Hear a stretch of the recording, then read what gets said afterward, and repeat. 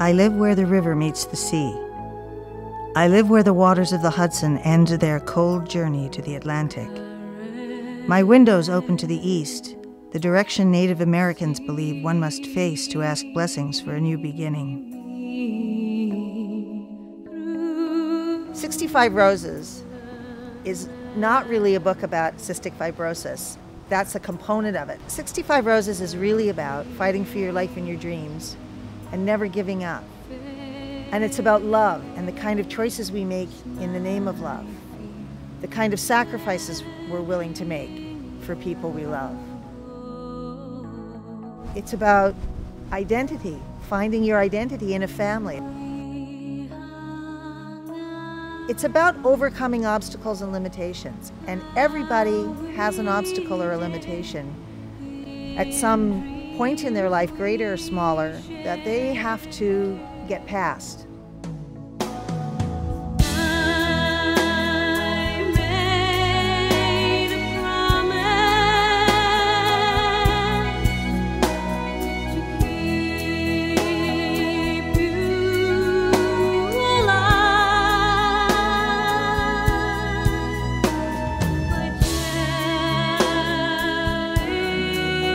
Pam kind of left me a template for living. I call it the 5 pillars of Pam's legacy. And I live by them now. I learned these things from witnessing her struggle against this great obstacle that was cystic fibrosis.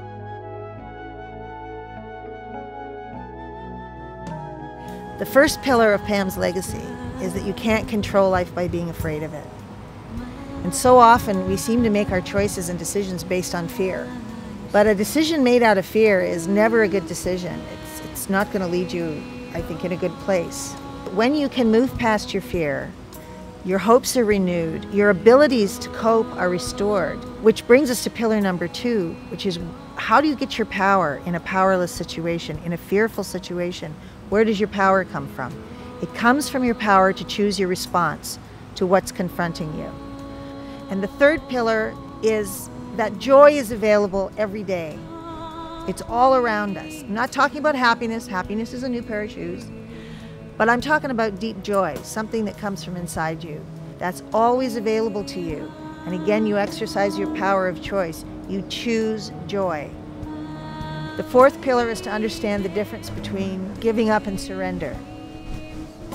Giving up is an act of anger and despair. Pam used to tell me all the time that I gave up too easy. She'd get really angry with me. And I realized from my relationship with Pam and watching her that when you just give up, you're tossing away everything you already invested in a person or a situation. You're just throwing it away. All that energy, all that emotion that you've invested, it's gone when you give up. But when you surrender something, you realize that you've brought everything that you can to a person or a situation and received everything you can from that person or situation. I saw Pam surrender many, many times when she was faced with new limitations in her life. She never gave up, but there was always a point where she came to surrender. It doesn't mean she didn't struggle with it. She was willing to make that struggle, knowing that she was headed towards surrender, that that was her goal, and that that would bring her some peace when she could finally get to that point. And obviously, the fifth pillar is never give up. Never give up. The last word she said before she died was, "I'm not giving up." But she did surrender to that transition, and she surrendered gracefully and beautifully, and that made it so much easier for the rest of us. I wrote it as a gift to Pam, I wrote it as a gift to myself and my family, and I wrote it as a gift to other people.